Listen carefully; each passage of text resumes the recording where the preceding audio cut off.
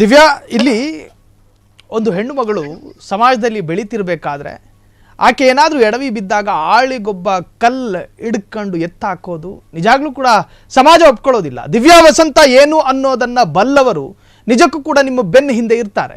ಎಲ್ಲರಿಗೂ ದಿವ್ಯಾ ವಸಂತ ವಿಲನ್ ಆಗಿ ಕಾಣಿಸಿಕೊಳ್ಳೋದಿಲ್ಲ. ನಿಮ್ಮನ್ನು ಹೆತ್ತವರಿಗೆ ದಿವ್ಯಾ ವಸಂತ ಏನು ಅನ್ನೋದು ಗೊತ್ತಿರುತ್ತೆ. ನಿಮ್ಮನ್ನು ಮದುವೆ ಆಗಲು ರೆಡಿ ಇರ್ತಕ್ಕಂಥ ಹುಡುಗನಿಗೆ ದಿವ್ಯಾ ವಸಂತಳ ಅಂತರಂಗ ಹೆಂಗಿದೆ ಅನ್ನೋದು ಗೊತ್ತಿರುತ್ತೆ. ನಿಮ್ಮನ್ನು ಬಲ್ಲ ಮೂಲಗಳು ಈಗಲೂ ಕೂಡ ನಿಮ್ಮನ್ನು ಅಥವಾ ನಿಮ್ಮ ಬೆನ್ನ ಹಿಂದೆ ನಿಂತ್ಕೊಂಡಿದೆ. ಸೊ ದಿವ್ಯಾ ವಸಂತ, ಎಲ್ಲ ದಾಖಲೆಗಳು ನಿಮ್ಮ ಕೈವಶದಲ್ಲಿ ಇರೋದ್ರಿಂದಾಗಿ ನೀವು ಇಷ್ಟು ಧೈರ್ಯವಾಗಿ ಆತ್ಮವಿಶ್ವಾಸದಲ್ಲಿ ಮಾತನಾಡ್ತಾ ಇದ್ದೀರಿ. ನಾವು ಆನಂದ್ ಗುರೂಜಿಗೂ ಕೂಡ ಫೋನ್ ಸಂಪರ್ಕ ಮಾಡಿದ್ವಿ 2 ನಿಮಿಷಗಳ ಕಾಲ. ಅವರು ಕೂಡ ಒಂದಷ್ಟು ಹೊತ್ತು ನಮ್ಮ ಜೊತೆ ಮಾತನಾಡಿದ್ರು. ಎತ್ತಲ್ಲ ಸಾಹಿಲ್ ಅವರೇ, ಅವ್ರು ನಾನು ಹೇಳ್ತಿಲ್ವಾ, ಅವ್ರಿಗೆ ಧೈರ್ಯ ಅನ್ನೋದೇ ಇದ್ರೆ ನನ್ನ ಫೇಸ್ ಮಾಡೋದೇ ಆಗಿದ್ರೆ ಅವ್ರು ಬರ್ಬೇಕಿತ್ತು. ಮುಖಾಮುಖಿ ಭೇಟಿಗೆ ನಾವು ಅವಕಾಶ ಕೊಡ್ತಾ ಇದ್ದೀವಿ, ನೀವು ಮಾತನಾಡಲೇಬೇಕು ಅಂತ ಹೇಳಿ ನಿರಂತರ ಫೋನ್ ಸಂಪರ್ಕ ಮಾಡಿದ್ವಿ. ನಮಗೆ ಅವರು ಸಹಕರಿಸಿದ್ದಾರೆ. ಇನ್ನೊಂದು 2 ನಿಮಿಷದಲ್ಲಿ ಲೈವ್ ಆಗಿ ಜಾಯ್ನ್ ಆಗ್ತೀನಿ ಅಂತ ಹೇಳಿದ್ದಾರೆ. ಸೊ ನೋಡೋಣ, ಅದಕ್ಕೂ ಮುನ್ನ ಅವಾಗೆ ಮಾತನಾಡ್ತಾ ಹೋಗೋಣ. ಈಗ ದಿವ್ಯಾ ವಸಂತ, ಈಗ ಮದುವೆಗೆ ಎಷ್ಟು ದಿನ ಟೈಮ್ ಇದೆ? ಮದುವೆ ಆಗೋದಕ್ಕೆ ಏನಾದ್ರೂ ನಿಶ್ಚಯಗಳಾಗಿದೆಯಾ? ಹೆಂಗೆ? ಹೌದು, ಮುಂದಿನ ತಿಂಗಳು ಮದ್ವೆ ಇದೆ. ಬಟ್ ಈ ತಿಂಗಳೇ ಆಗ್ಬೇಕಾಗಿತ್ತು. ಇಷ್ಟ್ರಲ್ಲಿ ಏನೇನೋ ಇದಾಯ್ತಲ್ವಾ, ಸೊ ಹಾಗಾಗಿ ನಾವ್ ಅದನ್ನ ಮುಂದಿನ ತಿಂಗಳು ಇಟ್ಕೊಂಡಿದೀವಿ. ಈಗ ಎಲ್ಲ ಒಂದ್ ಕ್ಲಾರಿಟಿ ತಗೊಂಡು ಒಂದ್ ಕ್ಲಿಯರೆನ್ಸ್ ಇಟ್ಕೊಂಡು ನಾವು ಮದ್ವೆ ಮಾಡ್ಕೋಬೇಕು. ಈ ಗೊಂದಲದ ನಡುವೆ ನಾವು ಮದ್ವೆ ಮಾಡ್ಕೊಳಕ್ ಆಗಲ್ಲ ಅಲ್ವಾ. ಹಾಗಾಗಿ ಮುಂದಿನ ತಿಂಗಳು ಮದ್ವೆ ಇದೆ. ಬಟ್ ಅಷ್ಟ್ರಲ್ಲಿ ಇದೆಲ್ಲ ಆಯ್ತಲ್ವಾ, ಮನೇಲಿ ಎಲ್ರಿಗೂ ಹಿಂಸೆ, ಎಲ್ರಿಗೂ ಒಂಥರ ಟಾರ್ಚರ್. ಏನಾಗ್ತಿದೆ, ಏನ್ ಮಾಡ್ಕೋತಿದ್ದಾಳೆ ಇವಳ ಲೈಫಲ್ಲಿ, ಏನಾಗ್ತಿದೆ, ನಿಂಗೆ ಮೀಡಿಯಾ ಆಗಲ್ಲ ಅಲ್ವಾ, ಬಿಟ್ಬಿಡು ಮೀಡಿಯಾನ ಅಂತ ಎಲ್ರು ನನಗೆ ಹೇಳ್ತಿರುವಂತದ್ದು. ಬಟ್ ನಾನೇನಂತಂದ್ರೆ ನಾನು ಜರ್ನಲಿಸ್ಟ್ ಆಗ್ಲೇಬೇಕು, ನಾನು ಆಂಕರ್ ಆಗ್ಲೇಬೇಕು ಅಂತ ಹೇಳಿ ನಾನು ಜರ್ನಲಿಸಂ ಮಾಡಿ ಈ ಫೀಲ್ಡ್ ಬಂದಿರೋದು. ನಾನು ಓದ್ದೆ ಬರಿದೆ ಏನ್ ಬಂದಿಲ್ಲ, ಅಥವಾ 10ನೇ ಕ್ಲಾಸ್ ಪಾಸ್ ಮಾಡ್ಕೊಂಡು 2 PUC ಪಾಸ್ ಮಾಡ್ಕೊಂಡು ನಾನು ಚೆನ್ನಾಗಿದ್ದೀನಿ ನೋಡೋದಕ್ಕೆ, ನಂಗೆ ಚೆನ್ನಾಗಿ ಮಾತಾಡಕ್ ಬರುತ್ತೆ, ಅದಕ್ಕೆ ಆಂಕರಿಂಗ್ ಬರ್ತೀನಿ, ನಾನು ಮೀಡಿಯಾಗ್ ಬರ್ತೀನಿ ಅಂತ ನಾನು ಬಂದಿಲ್ಲ. ನಾನು ಇದೇ ಮಾಡ್ಬೇಕು ಅಂತ ಹೇಳಿ ಇದೇ ಕೋರ್ಸ್ ಓದ್ಕೊಂಡು ನಾನು ಬಂದಿರೋದು. ಇಲ್ಲೇನಾದ್ರೂ ಹೆಸರು ಮಾಡ್ಬೇಕು ಅಂತ, ಅದಕ್ಕೆ ತಕ್ಕನಂಗೆ ಹೆಸರು ಮಾಡಿದೀನಿ. ಬಟ್ ಆ ಹೆಸರನ್ನ ಹಾಳು ಮಾಡುವಂತ ಕೆಲಸ ಇವಾಗ ಎಲ್ರು ಮಾಡ್ತಿದ್ದಾರೆ ಸಾಹಿಲ್. ನನಗೆ ಏನ್ ಮಾಡ್ಲಿ, ನಾನು ಇನ್ನು ಹೇಗೆ ನಾನು ಕ್ಲಾರಿಫಿಕೇಶನ್ ಅನ್ನ ಕೊಡ್ಲಿ? ಯಾವ ರೀತಿಯ ಕ್ಲಾರಿಫಿಕೇಶನ್ ಅನ್ನ ಕೊಡ್ಬೇಕು ನಾನು? ಅಲ್ಲ, ಇಂದಿರಾ ಗಾಂಧಿಯನ್ನ ಇಡೀ ಭಾರತೀಯರು ಉಕ್ಕಿನ ಮಹಿಳೆ ಅಂತ ಕರೆದಿಲ್ಲ, ಒಂದಷ್ಟು ಜನ ಬೋಗಸ್ ಮಹಿಳೆ ಅಂತಾನು ಕರೆದಿದ್ರು. ಹಂಗಂದ ಮಾತ್ರಕ್ಕೆ ಇಂದಿರಾ ಗಾಂಧಿ ಬೋಗಸ್ ಆಗೋದಕ್ಕೆ ಸಾಧ್ಯನಾ? ದಿವ್ಯಾ ವಸಂತಳನ್ನ ಅಥವಾ ಆಕೆಯ ಮಾನಸಿಕ ಏನು ಆ ಒಂದು ಮಾನಸಿಕ ಸ್ಥೈರ್ಯವನ್ನ ಕುಸಿಯುವಂತೆ ಮಾಡೋದಕ್ಕೆ ಒಂದು ವರ್ಗ ಪ್ರಯತ್ನ ಪಟ್ಟರೂ ಕೂಡ ನಿಮ್ಮನ್ನ ಬಲ್ಲವರು ನಿಮಗೆ ಕೈ ಹಿಡಿತಾರೆ. ಸೊ ಮನೆಯವರು ಹೆಂಗ್ ಸಹಕರಿಸ್ತಿದ್ದಾರೆ ದಿವ್ಯಾ ವಸಂತ? ಈ ಬಗ್ಗೆ ಏನಾದ್ರೂ ಹೇಳಿದ್ರ, ನೊಂದ್ಕೊಂಡ್ರ, ಮಾತನಾಡಿದ್ರ?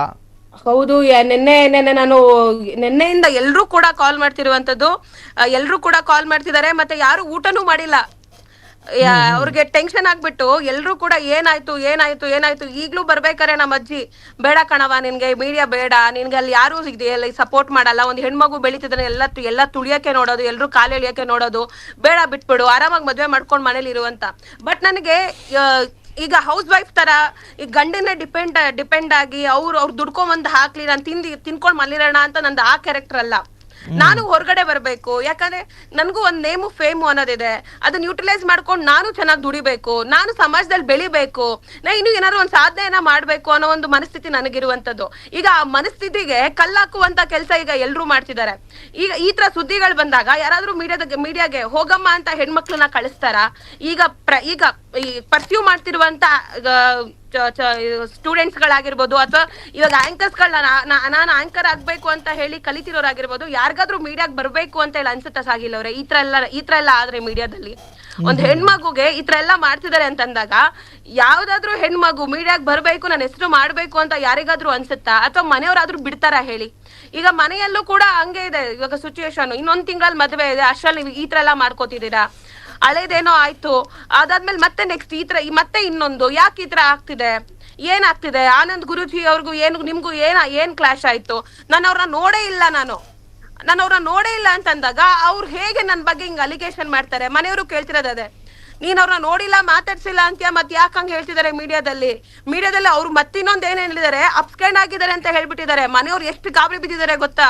ನನಗ್ ಬೇರೆ ಹುಷಾರಿಲ್ಲ, ನನಗ್ ಲೋ BP ಆಗ್ಬಿಟ್ಟಿತ್ತು. ನಾನು ಅಡ್ಮಿಟ್ ಆಗಿ ನಾನು ರೆಸ್ಟ್ ಮಾಡ್ತಿದ್ದೆ ಮನೆಯಲ್ಲಿ. ಒಂದು 5 days ನಾನು ಮನೆಯಲ್ಲೇ ಇದ್ದೆ, ನನಗೆ ಹುಷಾರಿಲ್ದೆ.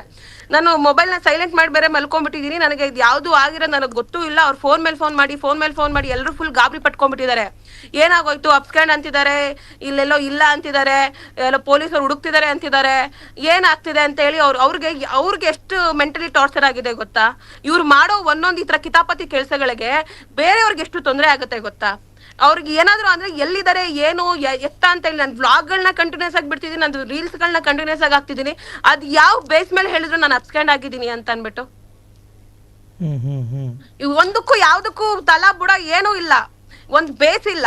ಸುಮ್ನೆ ಅಲಿಗೇಷನ್ಸ್, ಸುಮ್ನೆ ಮಾತಾಡೋದು, ಸುಮ್ನೆ ಸುದ್ದಿ ಮಾಡೋದು. ಹಿಂಗ್ ಸುಮ್ನೆ ಸುದ್ದಿ ಮಾಡ್ಬೇಕು ಅಂತಂದ್ರೆ ಯಾಕೆ ನ್ಯೂಸ್ ಚಾನೆಲ್ಗಳಿರ್ಬೇಕು? ಯಾಕೆ ಅವ್ರು ನ್ಯೂಸ್ ಚಾನೆಲ್ಗಳು ತಕೊಂಡಿರ್ಬೇಕು? ಯಾಕೆ ಜನ ಟಿವಿ ನೋಡ್ಬೇಕು? ಯಾಕೆ ಜನ ಸುದ್ದಿ ನೋಡ್ಬೇಕು? ದಿವ್ಯಾ, ಮನುಷ್ಯರು ಅಂದ ಮೇಲೆ ಸವಾಲುಗಳು, ಚಾಲೆಂಜ್ಗಳು ಸಹಜ.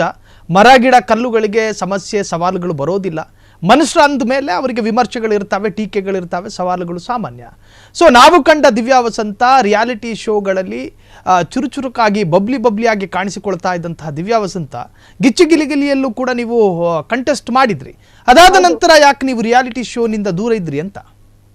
ಇಲ್ಲ, ಅದಾದ್ಮೇಲೆ ರಿಯಾಲಿಟಿ ಶೋ ಮತ್ತಿನ್ನೊಂದ್ ಮಾಡಿದೆ ನಾನು, ಫ್ಯಾಮಿಲಿ ಗ್ಯಾಂಗ್ಸ್ಟರ್ ಅಂತ ಹೇಳಿ ಮಾಡಿದೆ. ಅದಾದ್ಮೇಲೆ ಮತ್ತೆ ಇನ್ಯಾವುದೂ ಇರ್ಲಿಲ್ಲ. ಅದಾದ್ಮೇಲೆ ರಾಜರಾಣಿ, ಅದು ಬೇರೆ ಬೇರೆ ಶೋಸ್ ಗಳೆಲ್ಲ ಬಂತು. ಮತ್ತೆ ಗಿಚ್ಚಿ ಗಿಲಿಗಿಲಿ ಏನಂದ್ರೆ ಎವ್ರಿ ಸೀಸನ್ ಯಾರು ಬಂದಿರ್ತಾರೆ, ಓದ್ ಸೀಸನ್ ಯಾರಿರ್ತಾರೆ ಅವ್ರನ್ನೇ ತಗೊಳಲ್ಲ, ಹೊಸ ಕಂಟೆಸ್ಟೆಂಟ್ಸ್ ಗಳನ್ನ ತಗೋತಿರ್ತಾರೆ. ಮತ್ತೆ ಇನ್ನೊಂದೇನಂದ್ರೆ ನನ್ಗೆ ಮೀಡಿಯಾದಲ್ಲೇ ವರ್ಕ್ ಮಾಡ್ಬೇಕು ಅಂತಿತ್ತು, ಆಂಕರಿಂಗ್ ಎಲ್ಲ ಮಾಡ್ಬೇಕಂತಿತ್ತು, ನ್ಯೂಸ್ ಅಲ್ಲೇ ಇರ್ಬೇಕಂತಿತ್ತು. ನಾನು ಅದಕ್ಕೆ ಏನ್ ಮಾಡಿದೆ, ನಾನು ಅಲ್ಲಿಗೂ ಸ್ವಲ್ಪ ಟೈಮ್ ಕೊಟ್ಟು ಇಲ್ಲೂ ಮಾಡ್ತಿದ್ದೆ. ಯಾವ್ದಾದ್ರು ಶೋಸ್ಗಳು ಬಂದಾಗ ಶೋಸ್ಗಳು ಮಾಡ್ತಿದ್ದೆ, ಇಲ್ಲಿ ಆಂಕರಿಂಗ್ ಏನಾದ್ರು ಇದ್ರೆ ಇಲ್ಲಿ ಸುದ್ದಿಗಳನ್ನ ಮಾಡ್ತಿದ್ದೆ, ಇಲ್ಲಿ ನ್ಯೂಸ್ ಆಂಕರಿಂಗ್ ನ ಮಾಡ್ತಿದ್ದೆ. ನಾನು ಎರಡನ್ನೂ ಬ್ಯಾಲೆನ್ಸ್ ಮಾಡ್ಕೊಂಡು ಹೋಗಕ್ ಇಷ್ಟ ಆಯ್ತು ನನಗೆ. ರಿಯಾಲಿಟಿ ಶೋಗೆ ಹೋಗ್ಬೇಕು, ಅಲ್ಲೇ ಮಾಡ್ಬೇಕು ಅಂತ ಇರ್ಲಿಲ್ಲ, ಬಟ್ ಈ ಫೀಲ್ಡ್ ಅಲ್ಲೂ ಇರ್ಬೇಕು, ಆ ಫೀಲ್ಡ್ ಅಲ್ಲೂ ಇರ್ಬೇಕು ಅನ್ನೋದಿತ್ತು ನನಗೆ. ಬಟ್ ಹಂಗೆ ಹೋಯ್ತು, ಅಲ್ಲೂ ಶೋಸ್ ಗಳೆಲ್ಲ ಆಯ್ತು. ಬಟ್ ಒಂದೇ ಕಡೆ ನಾವೆಲ್ಲೂ ಅಂದ್ರೆ ರನ್ನಿಂಗ್ ಶೋಸ್ ಬರ್ತಾನೆ ಇರಲ್ಲ ನಮ್ಗೆ. ಎಲ್ಲಾ ಶೋಸ್ಗಳು ನಮ್ಗೆ ಕರ್ಕೊಳಲ್ವಲ್ಲ.